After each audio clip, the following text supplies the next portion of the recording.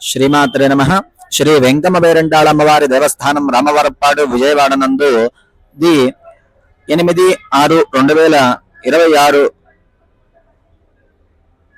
సోమవారం తెలుగుదేశం పార్టీ రాజ్యసభ అభ్యర్థి చింతకాయల అయ్యన్న పాత్రు గారి కుమారులు చింతకాయల విజయ్ గారు శ్రీ వెంకమ్మ పేరంటాళ అమ్మవారి దేవస్థానంలో ఉపాలయనమైనటువంటి రామలింగేశ్వర స్వామి వారిని దర్శించి అమ్మవార్లను దర్శించి ప్రత్యేకమైనటువంటి పూజలు చేయించుకున్నారు.